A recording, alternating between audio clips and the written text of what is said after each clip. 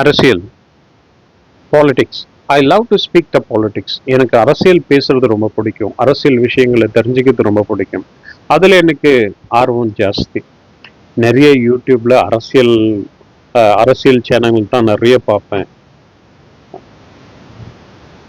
ஏன்னா நம்ம வாழ்க்கையை ஒரு அரசியல்னு தான் வச்சுங்களேன். அரசியலையும் நம்ம வாழ்க்கையை வந்து வேறு பிரிச்செல்லாம் பார்க்க முடியாது. இது ஒண்ணுக்கு ஒண்ணு பிணைஞ்சது தான் அப்படின்னு நான் நினைக்கிறேன். ஏன்னா நம்ம வீட்டுல நம்ம குடும்பம், வீட்டுல நடக்கிற நிகழ்வுகள், அங்க நடக்கிற பிரச்சனைகள், அதனால ஏற்படுற அரசியல் சூழல்கள், குடும்பத்துல அரசியல், அப்புறம் வேலைக்கு போறோமா, வேலை மேல பெரிய அரசியல், அதை சொல்லவே வேணாம்.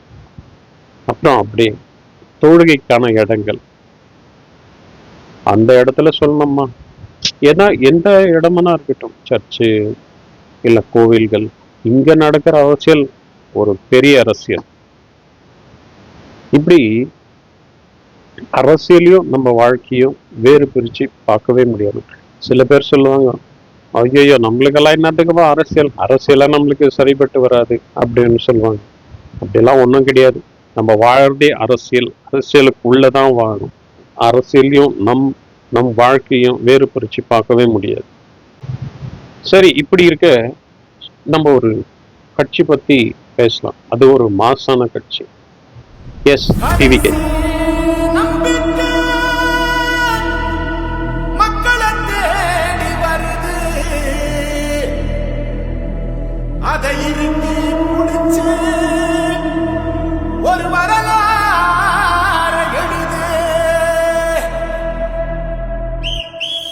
ஒரு 3 வருஷம் ஆகுதுன்னு நினைக்கிறேன். 3 வருஷம் முன்னாடி விக்ரவாண்டியில ஒரு பொதுக்கூட்டம் போட்டாரு. அதுல இருந்து அவருடைய கிராஃப் வந்து பயங்கரமா ஹைப்பா இருந்துச்சு. அங்கங்க கூட்டம் போட்டாரு, நல்லா தான் போயிட்டு இருந்துச்சு. இந்த கரூர் சம்பவம், அங்க பிரச்சாரத்துக்கு போகும்பொழுது நேர்ந்த அந்த கொடூரம், 41 பேர் இறந்த அந்த சம்பவம் வந்து அந்த கட்சியை அப்படியே துவம்சம் பண்ணி தூளாக்கிடுச்சு. அவரும் ஒரு 4 நாள் கழிச்சு ஒரு வீடியோ போட்டுட்டு ஆஃப் ஆயிட்டாரு. ஏறக்குறைய 40 டேஸ்க்கு மேல அப்படின்னு நினைக்கிறேன்.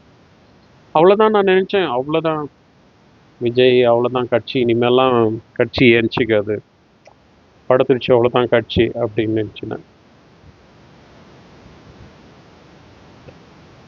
அப்புறம் சில சம்பவங்களுக்கு அப்புறம், சில நிகழ்வுகளுக்கு அப்புறம், தேர்தல் தேதியை அறிவிச்சதுக்கு அப்புறம் கொஞ்ச நாளைக்கு முன்னாடி அவர் கொஞ்சம் ஆக்டிவாக ஆரம்பிச்சாரு. ஒவ்வொரு பொதுக்கூட்டமாக போட்டாரு, அப்படியே நிர்வாகிகளை தேர்ந்தெடுத்தாரு. அப்படி கொஞ்சம் கொஞ்சமா முகத்தை காமிச்சுனே வந்தாரு. அந்த 41 பேர் இறந்த அந்த குடும்பத்தை இவர் சென்னைக்கு கூப்பிட்டு சந்திச்சாரு. அதெல்லாம் ஆன பிறகு கொஞ்சம் கொஞ்சமா ஸ்டெப் பை ஸ்டெப்பா கட்சியை அப்படியே மேலே தூக்கிட்டு வந்தார். அதுவும் இந்த தேர்தல் தேதி அறிவிச்சதுக்கு பிறகு கொஞ்சம் ஃபாஸ்ட் ஆகிட்டார். அப்புறம் வேட்பாளர்களை அறிவிச்சார். அப்புறம் கொஞ்சம் கொஞ்சமாக அப்போ கூட எவ்வளோ பேர் யூடியூப்பில் இதெல்லாம் தேராது, இந்த கட்சியெல்லாம் தேரவே தேராது அப்படின்னு எவ்வளோ பேர், இதெல்லாம் ஒரு கட்சியே கிடையாது அப்படின்ட்டு. தமிழ் தடம் சேனல் கேப்ரியல் அவர் பேசுவார். இன்னைக்கும் அவர் அடின்னு நினச்சிட்டு இருக்கார் டிவிக்கு, இது ஒரு கட்சியே கிடையாது, இது இவங்கெல்லாம் தொண்டரே கிடையாது அப்படின்ட்டு.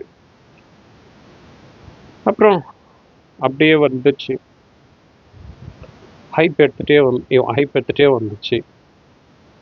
டக்குன்னு பார்த்தீங்கன்னா 30 நாளைக்கு முன்னாடி, எலெக்ஷனுக்கு 30 நாள், ஒரு மாதம் முன்னாடின்னு நினைக்கிறேன், ஒரு மாதம் முன்னாடி அவருடைய பர்சனல் இஷ்யூஸ், அவருடைய பர்சனல் வாழ்க்கையில் ஏற்பட்ட சில ட்ராஜடிகள், அது டக்குன்னு பூம் ஆகுது.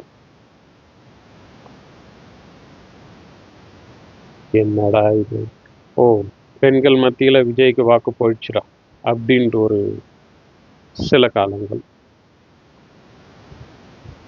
நான் என்ன நினைக்கிறேன்னா, விஜய் வந்து சில நேரங்களில் அவரே டிவி சேனல், யூடியூப் சேனல்களுக்கும், மீடியாக்களுக்கும் அவரே கண்டென்ட் இல்லைன்னா கண்டென்ட் எடுத்துக்கோங்க அப்படின்னு கொடுத்துருவார். உதாரணத்துக்கு கரூரில் இறந்து போன அந்த 41 குடும்பத்தை சென்னைக்கு கூப்பிட்டு சந்திச்சது மிகப்பெரிய மைனஸ் ஆயிடுச்சு. சரி, அதை முடிச்சுட்டு இன்னொன்று, அவர் பர்சனல் வாழ்க்கையில் நடந்த ட்ராஜடி. அப்போதான் அந்த விஷயம் வந்து கொஞ்சம் ஆறுறதுக்கு முன்னாடியே இவர் ஒரு ஃபோட்டோ ரிலீஸ் பண்ணுறாரு, நாங்கள் வச்சுங்க அப்படின்னு மீடியாவுக்கு. இப்படி இவராகவே சில கண்டென்ட்டுங்களை மீடியாக்களுக்கு வழங்கிட்டார். அப்புறம் யாரன்னா சொல்லியிருப்பாங்க போல், கொஞ்சம் ஜாக்கிரதையாக இருப்பா அப்படின்ட்டு. அப்புறம் எல்லாமே கொஞ்சம் அப்படி மாற்றின்னு வந்தார். இப்போ கூடுற கூட்டம் எப்போ நிஜமாலே அந்த தூத்துக்குடியில் கூடின கூட்டம், திருப்பூரில் எங்கே போகிறாரோ, ஐயோ இந்த அலை கடல் என திரளும் மக்கள் அப்படின்னா இந்த விஜய் கட்சியில் பார்க்கலாம். எப்படிதான் இந்த மொட்டை வெயில்ல எப்படிதான் நிற்கிறாங்க இவங்க, என்ன நிச்சயமாலே இது ஒரு ஆச்சரியம்தான். இவ்வளோ விஜய் மேலே இவ்வளோ மைனஸ் பாயிண்ட் இருக்கும், இவ்வளோ பிரச்சனைகள் விஜய் கிட்ட இருந்தும், இவ்வளோ அவதூறுகள் விஜய் மேலே பரப்பியும், இவ்வளோ அசிங்கங்களை விஜய் மேலே பூசியும் இந்த மக்கள் எப்படி திரள்றாங்க? இவ்வளோ ஓரளவுக்கு அவர் ரசிகர் திரளலாம், ஆனால் இந்த கூட்டத்தை பார்த்தா ரசிகர் மட்டும்னு எனக்கு தெரியல. அவ்வளோ பெரிய கூட்டம், எங்கே போனாலும் கூட்டம். இன்னொன்று சொல்லப்படுது, இவ்வளோ இந்த கூட்டத்தெல்லாம் பார்த்து ஒன்றும் ஆச்சரியமாவாதீங்க, இந்த கூட்டம்லாம் ஓட்டா மாறாது அப்படின்னு வேற சொல்கிறாங்க. அது நம்மளுக்கு தெரியாது, ஏன்னா மே 3 வரையிலும் நம்ம வெயிட் பண்ணணும். அப்புறம் தான் தெரியும் இந்த கூட்டம் ஓட்டா மாறிச்சா இல்லை அவரை பார்க்க தான் வந்த கூட்டமா அப்படின்னு. அப்புறம் தான் நம்மளுக்கு தெரியும். மக்கள் தலைவர் எம்ஜிஆர் அவர்களுடைய பிரச்சாரங்களையும் இல்லை அவருடைய ரேலி அதெல்லாம் நம்ம பார்த்தது கிடையாது. ஆனால் இந்த விஜய்க்கு சேர்ற கூட்டத்தை பார்த்து அதை நம்ம தெரிஞ்சுக்கலாம். இப்போவே இந்த கூட்டம் கூடுறாங்கன்னா அவருக்கு என்ன மாதிரியான கூட்டம் கூடியிருப்பாங்க? நிஜமாலே விஜய் கூட இந்த கூட்டம் நிஜமாலே ஒரு ஆச்சரியம்தான். பார்க்கணும், மே 3 வரையிலும் வெயிட் பண்ணி பார்க்கணும், என்ன பண்ண போகிறாங்க மக்கள், ஜெயிக்க வைக்க போகிறாங்களா இல்லை மார்ஜினில் நிற்க வைக்க போகிறாங்களா அப்படின்னு அப்போ தான் தெரியும். நான் என்ன பண்ணேன், உங்களுக்கு நல்லதை செய்ய தானே வந்தேன், என்னையே இப்படி சுற்றி சுற்றி இப்படி இவ்வளோ பிரச்சனைகளை கொடுக்குறாங்க அப்படின்றாரு. அவருக்கே அது தெரியும்னு நினைக்கிறேன். இங்கே யாரும் கம்பளம் விரித்து வானெல்லாம் சொல்லவே மாட்டாங்க. அதுவும் இது அரசியல், சாதாரண குடும்பத்திலே அவ்வளோ அரசியல் இருக்குது. தொழுகை போகிற அந்த இடத்துலையே யாருன்னா ஒருத்தன் புதுசாக எதனா செய்யணும் வந்தாலாம் போதும், அங்கே இருக்கிற முன்னாடியே இருக்கிற அவங்கெல்லாம் வரலாம் விட மாட்டாங்க. அவங்க பெரிய அரசியல் அங்கே உள்ள ஏற்படுத்தி வச்சிருப்பானுங்க. யாரும் உள்ளெல்லாம் அவ்வளோ சுலபமாக போய் அங்கே நம்ம நிற்க முடியாது. கம்பளம் விரிச்செல்லாம் வரவேற்கலாம் மாட்டாங்க. 2 விஷயம் பண்ணலாம். ஒன்று, இந்த மாதிரியான இப்போ இவ்வளோ தடை கொடுக்குறாங்க அப்படின்னா யாரும் நம்மளை கம்பளம் விரிச்செல்லாம் வர வைக்க மாட்டாங்க. ஏன்னா அவங்க சொல்லுவாங்க, நாங்கள் சாவர பேரில் நாங்கள் இருப்போம், நாங்கள் தான் இருப்போம் அப்படின்வாங்க.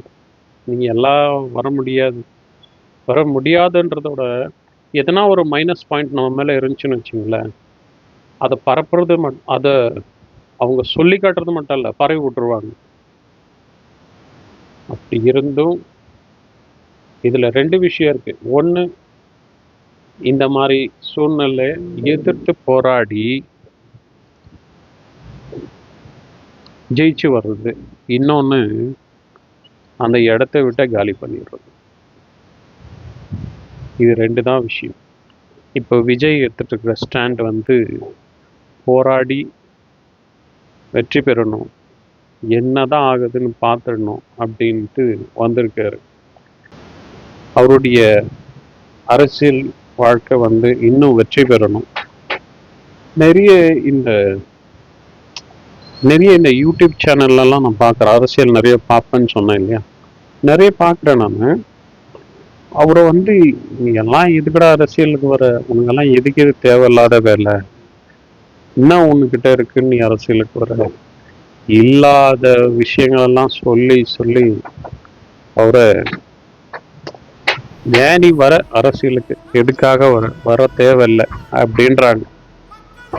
ஏன் வந்தா என்ன தப்பு, ஏன் வரக்கூடாதா, ஒரு புதியவர்கள் வரக்கூடாது அரசியலுக்கு, வந்தான் பார்க்கட்டுமே. ஆரம்பத்தில் அப்படிதான் இருப்பாங்க, அணில்கள் அப்படின்னு சொல்றாங்க.